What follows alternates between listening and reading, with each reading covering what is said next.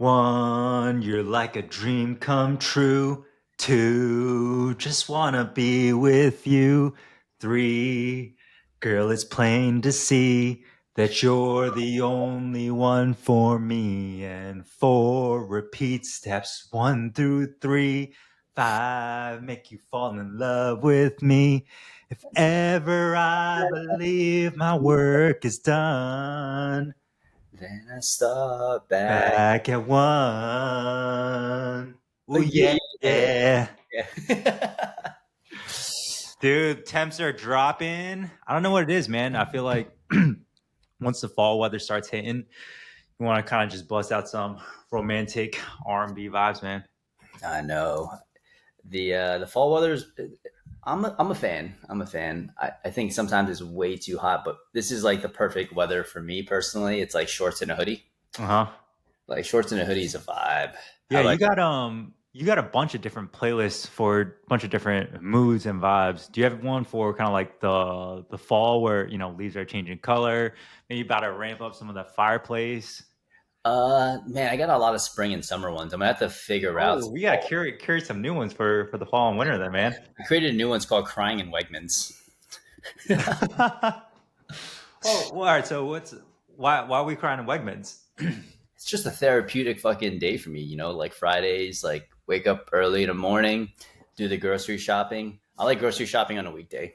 Mm. That's just like no one's there, no fucking crowded like lines. It's just like put on a podcast on the way there, get some good insights, plug in my Crying and Wagons playlist, tear up a little bit, just be so fucking grateful for this life.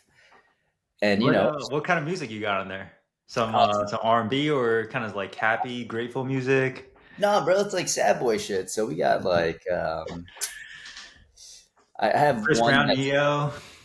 no, it's like I got like Coldplay, Okay. Oh, George, okay. I got you. Vance Joy, James Blunt, Adele, a little Andre Bocelli, Ooh. Dermot Kennedy, if you know that dude. Oh, Irish, okay. like yeah, Okay. it's just some fire shit. But if I'm feeling like hyped, I have something called Lighthouse Mode. And when I was working with Dan Martell as a coach, he's like, "You gotta be a fucking lighthouse. You don't try to help anyone. You don't try to fix anyone. You just shine your light so fucking bright that people like use you as their north star." And I'm like, "All right, let's become a fucking What lighthouse. a metaphor, baby. We beacons of hope for We're others. beacons of fucking hope." Well, what's new with you? Dude, one thing that I've been doing the last 2 weeks that's new. Speaking of Wegmans, right? Because I know you go there on Fridays. But dude, I've been Instacarting my groceries. Nice. Yeah, it's kind of a kind of a game changer. It's like $10, $15, but yeah, I save like an hour and a half. So yeah, like probably once every 2 weeks, I'll just get like a massive load from Costco. I will say sometimes I do miss kind of just be able to kind of cruise and stuff. But dude, sometimes when I'm just like in the zone or just like a training or whatever, I'm just like, man, I gotta hit the grocery store. It's another like hour or 2 hours, and then bring everything back. So yeah, it's the Instacart grocery delivery is a hack that I've been enjoying recently, man. Yeah, I just love grocery store shopping. Like, I'm a huge fan of it, so I won't give that up. But I feel you. Like, on if I'm busy, like I will like order a bunch of stuff just to make life a lot easier. Speaking of that, was in the Wins channel. I was like, yo, fuck it, I'm Ubering to work. Like, that's it.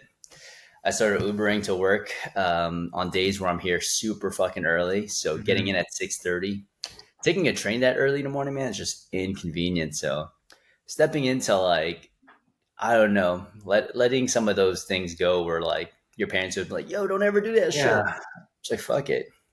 And then I messaged Peter. I'm like, yo, we should get Rolexes. rolling season, baby. Yeah, it's crazy because yeah, like growing up, you see, like same thing with my parents. They're always like pinching pennies and stuff, even though they got plenty of money. But it's just kind of almost that like immigrant mentality, where it's just even if you have money, you're always trying to save as much as you can, doing everything yourself. And my dad, like he's retired and stuff, but he's always like doing all the chores around the house and that around the house.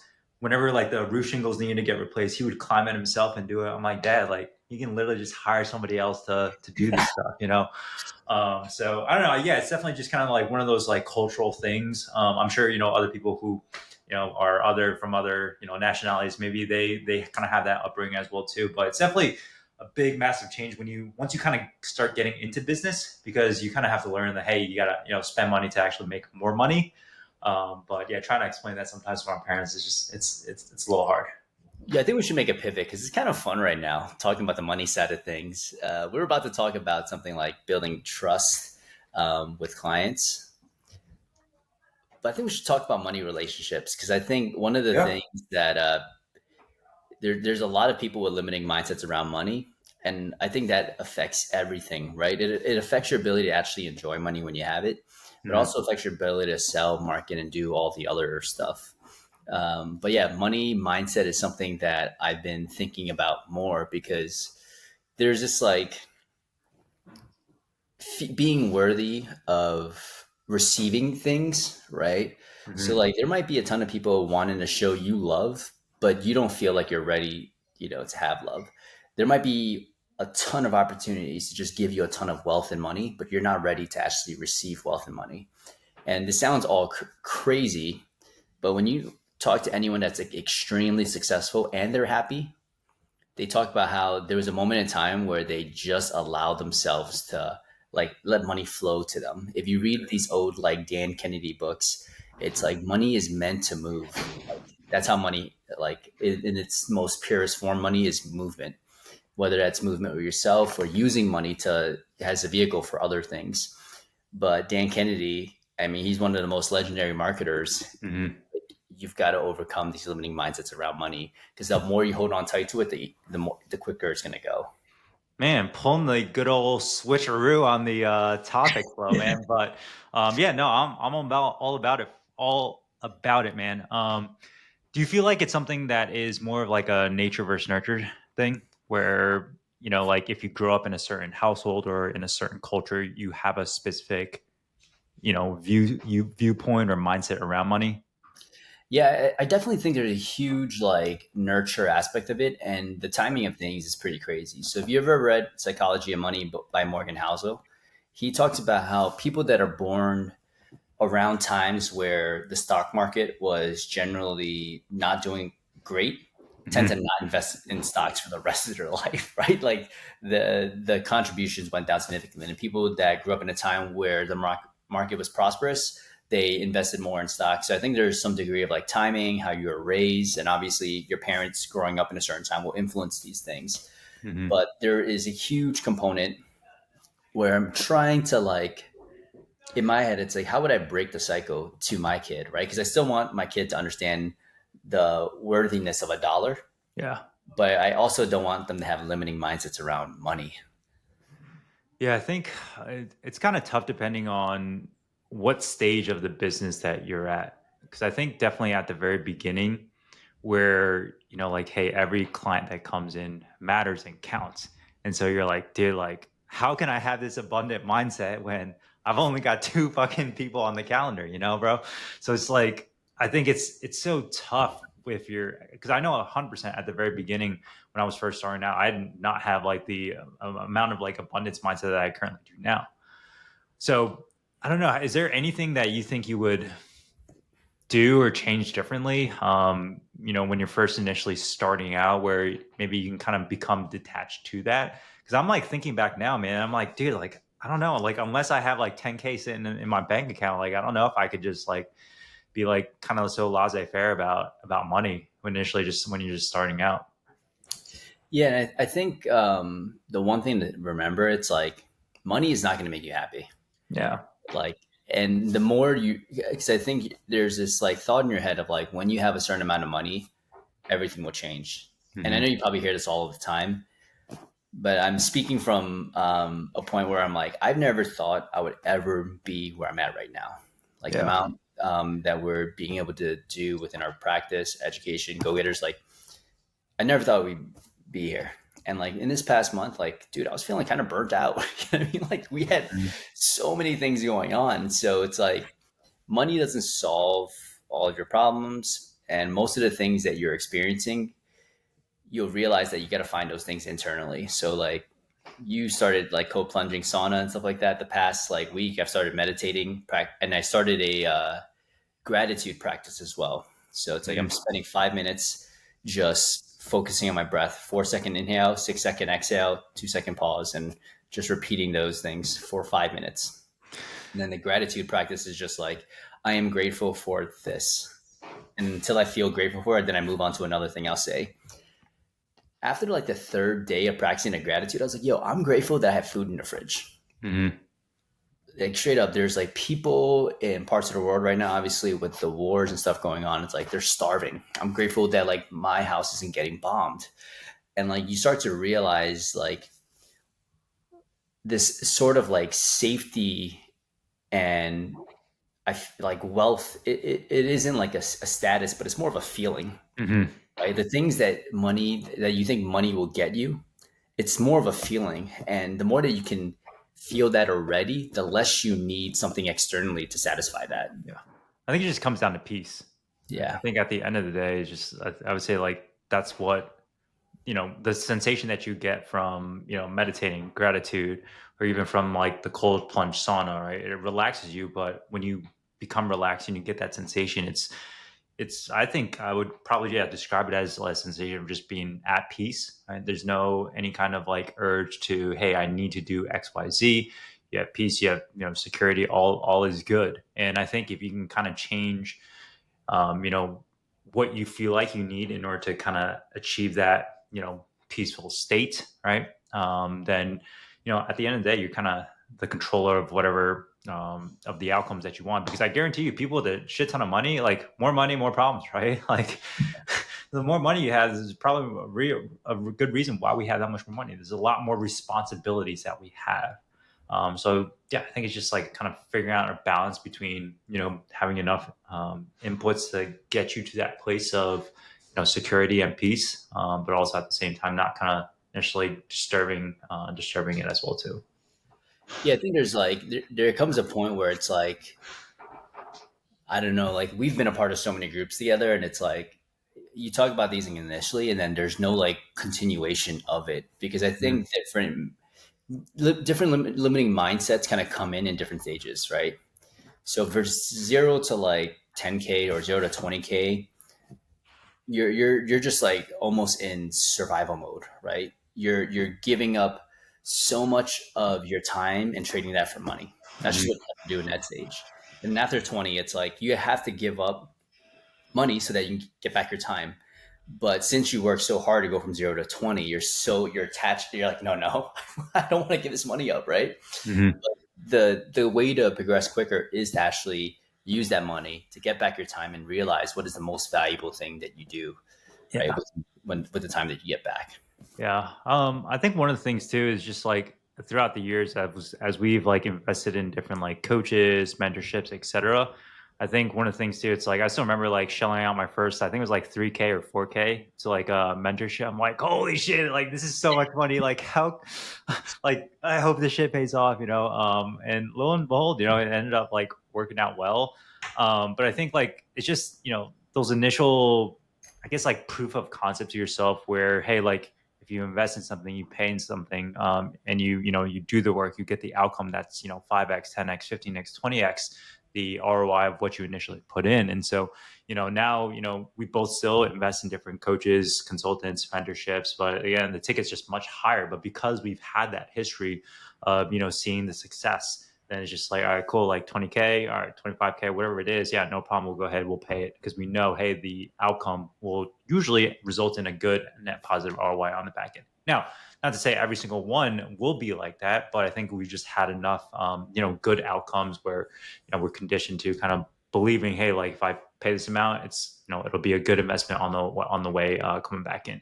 Also too, it's like we talk a lot about it, where time we can never get back, but money, especially if you own a business, then you can pretty much generate money, if not this month, in the following month. So you have a lot more control over that. How much do we need to generate from a revenue standpoint to be able to, either make back that investment, or, et cetera.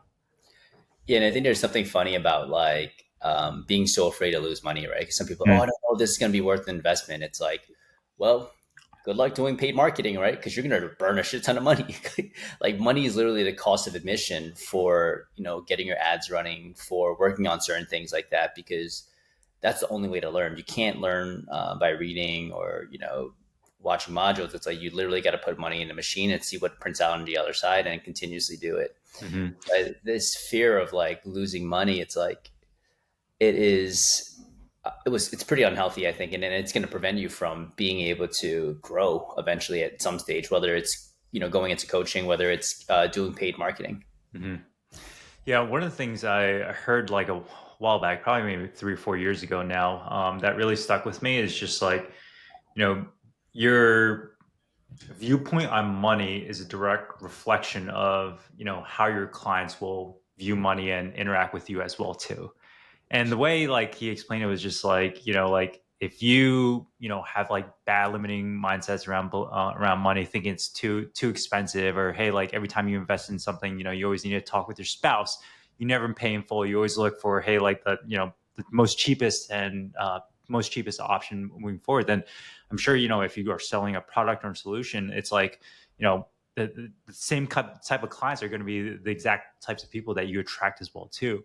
So kind of like once I heard that, like, dude, like everything that like I get on a call for or pay for, I do. I'm paying in full every single time. Like none of that bad karma, better sticker come with me, man. Like I'm trying to be the most ideal client, and I think it definitely reflects like a lot of times too. It's just like if you are initially so detached to money, then again, it's just like so weird or such a foreign concept when people are like, well, like what's like the payment plan, or hey, let me go check my finances real quick, or hey, let me go, XYZ first before deciding to go all in and committing on something.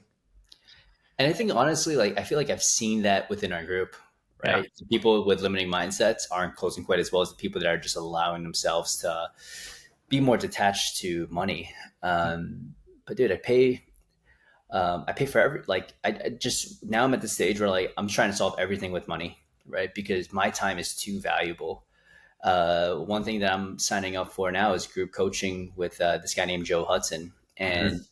he's an executive coach to Sam Altman, and other guys from like OpenAI and like these very high level companies. And for me, I'm like, I need to learn how to master my emotions better so that I can show up better at work. I can show up better for our team. And, Yeah. when I come in and like we're super busy and I'm running around like with my head cut off, that energy seeps down to your team. So it's like my goal for this quarter is like I'm gonna do that group coaching. I'm gonna learn how to feel my emotions and I'm gonna learn how to regulate those things better and like show up with a different kind of calm energy.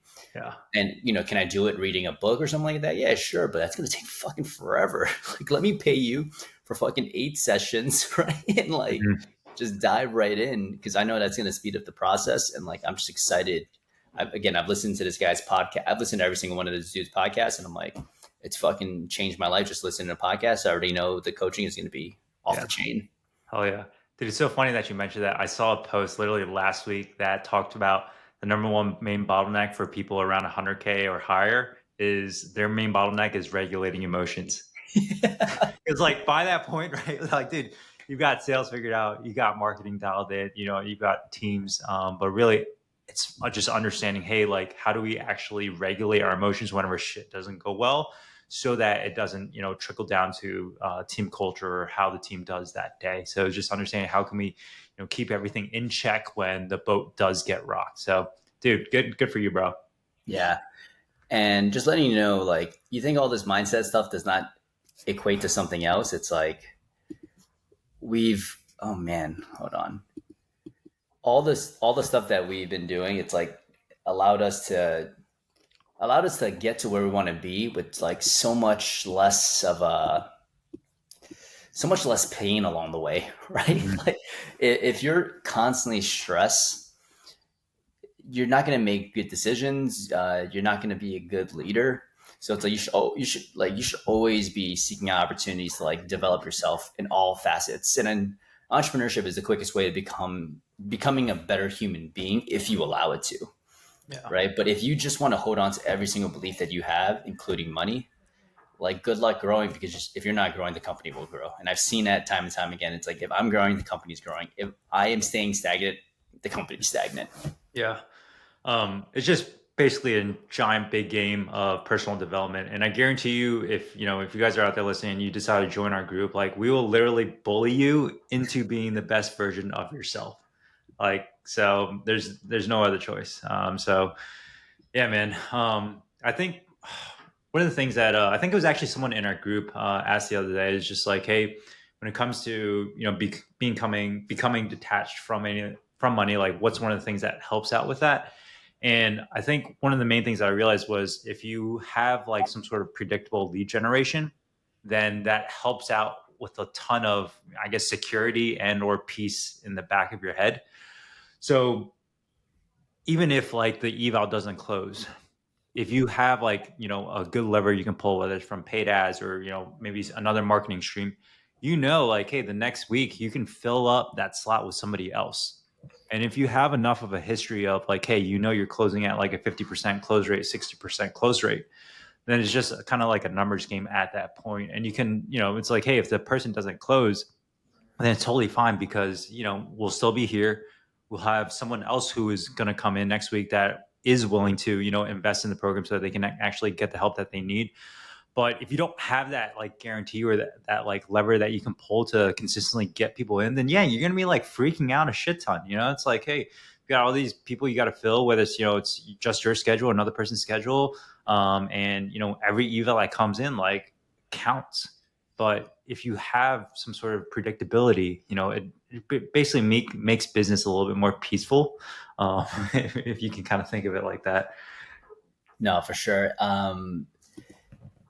The man, I just literally had a brain fart because I was cracking up when you were mentioning something. It'll come back to me. Not bullying people into becoming the best version of themselves. No, no, not that, not Yeah. that. But no, it's pretty cool to see the transitions we've been having, because like some of the wins for the week that we've had. Hold on, I just gotta make sure. So Mohib was like, one of my clients that I've been seeing on and off for a couple of years said today, man, you're growing slash scaling. And multiple people have said that this year. A million things led to this point, but I'm like, yeah, I hired a business coach to help understand things a bit better. This the game changers being able to identify bottlenecks in the business. Peter helped me figure out where the bottleneck is in the business and gave me the tools to execute from there, which is the easy part. And considering, oh wait, and then from there, executing is the easy part. Considering y'all give us the tools for it. Shout out to GGC, appreciate you guys. And I think every single time we always say it's like the mindset shifts before all the other things happen. And now I remember what I was going to say. Uh, the coach that I'm hiring for the emotional coach Mm-hmm. said that most entrepreneurs feel like are operating either in survival mode until until they get to about 100 million. Like people still think when they're in a million, 10 million, 50 million, he's like on average, a lot of them still feel like they're going to live in the streets again. Like they're so scared that they're going to lose it all.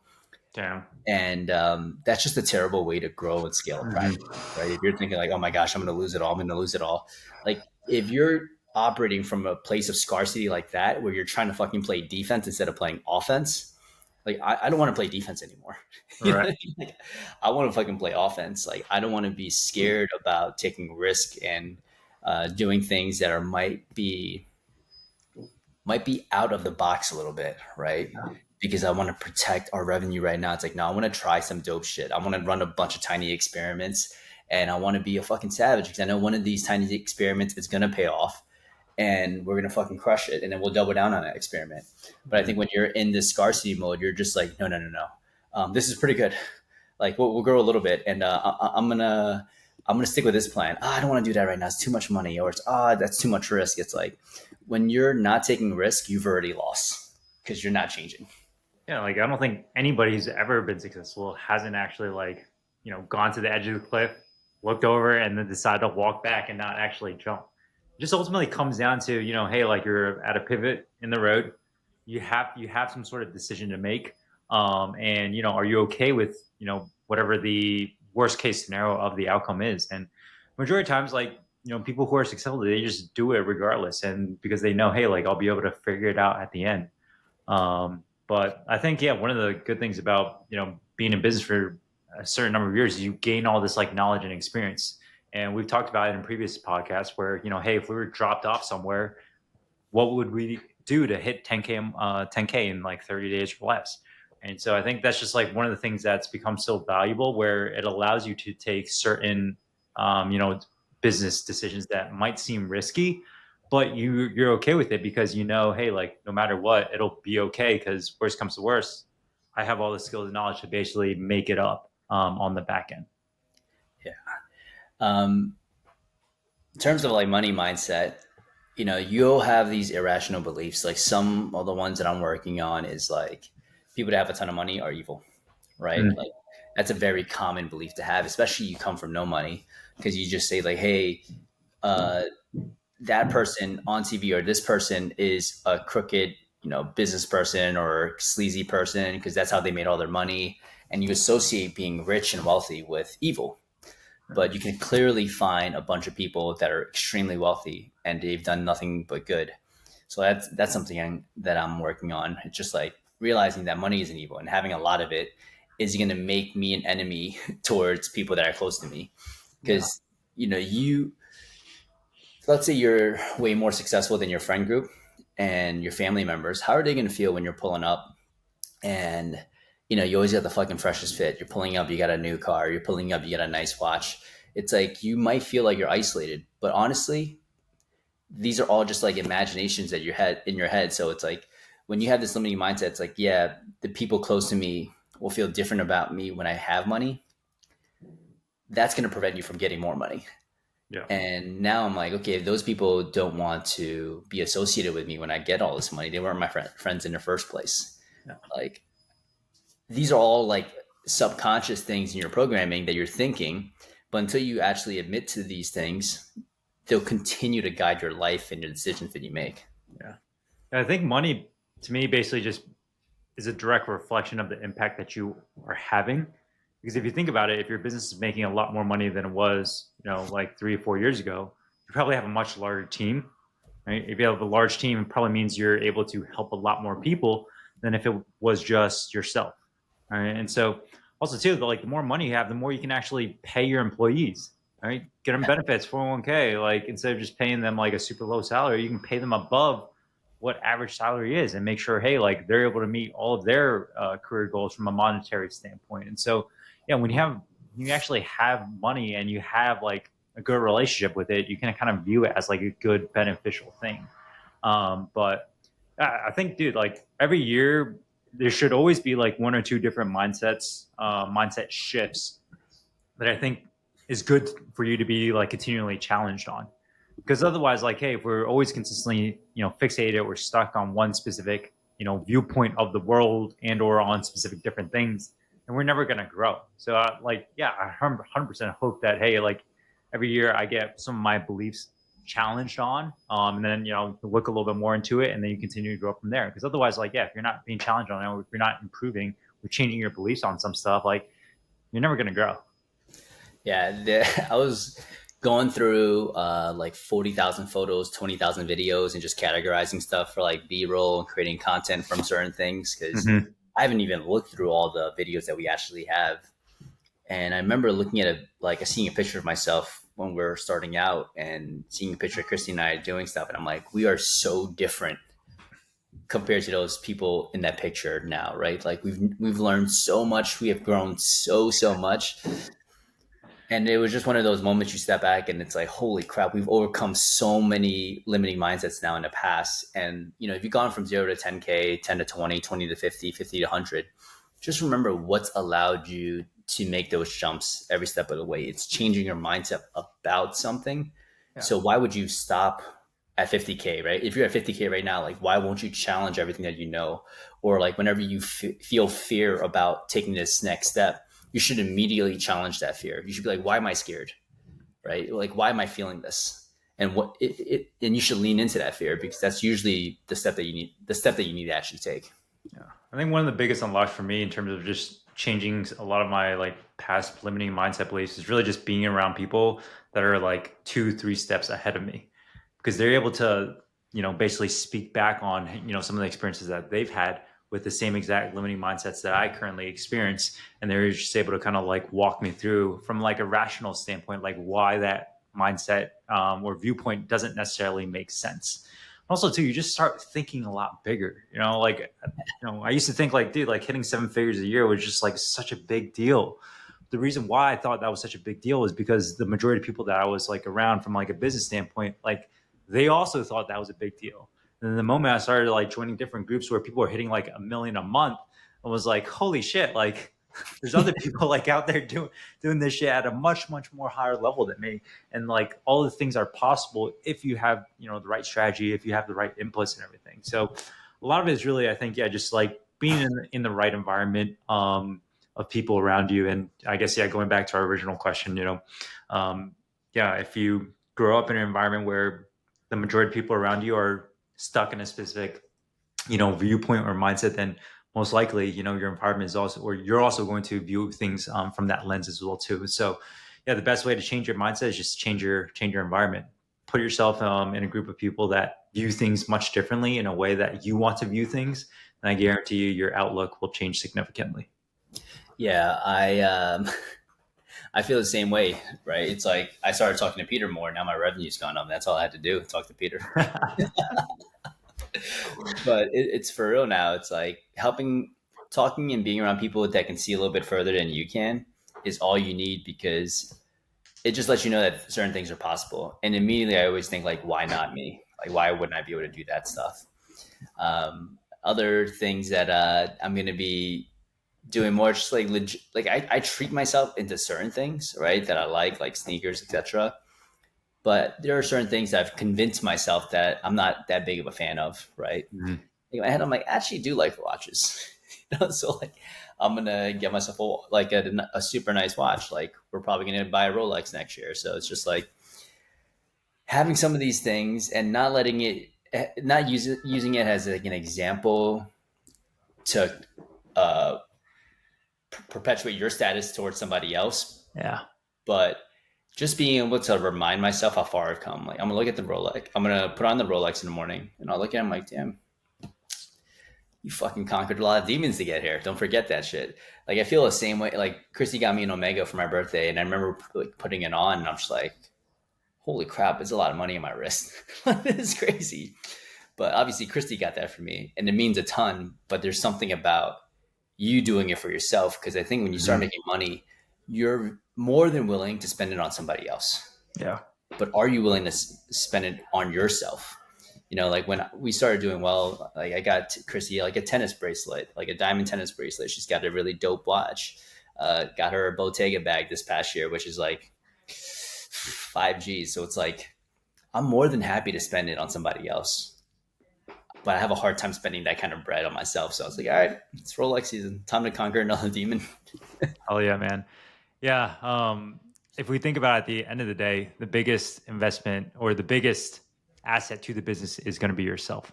So you might as well do everything you can to make sure, hey, the best asset is, is happy, is at peace, is content, whatever we have to do from an input standpoint to get there. But yeah, dude, I got to set my watch game up, man. You sent me some stuff for this weekend. I was like Googling all these terms. I'm like, bro, I ain't never heard of any of these brands before. All I know is my good old trusty Garmin watch, baby. Let's get it, baby. Yeah. But I still truly believe that like being a person that's worthy of receiving these things is the first step, Hmm. and overcoming that barrier, because there's so many people that I've known before that are so down on themselves, so negative towards themselves, and like they're never going to be able to get piffs. They're Yeah. never going to be able to create wealth and all these other things. So it's like, all right, I've unlocked this stage to get me to where I'm at now, but I want to make 7 figures a month. So what's the next stage that I got to unlock? Dude, action item for all you listeners out there. Go out there, find something at a price range that makes you feel uncomfortable enough where you want to vomit and throw up and go buy it for yourself.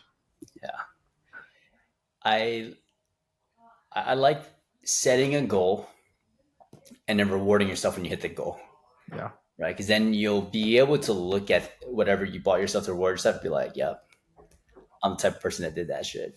And a patient of mine before used to say, it's like every single time you hit a milestone in your life, you should have a watch to celebrate. This motherfucker showed up to our 10 different sessions. watches. I'm like, yo, how many milestones you celebrate, brother? Because you're Rolexes. Like, holy cow. That's crazy, man.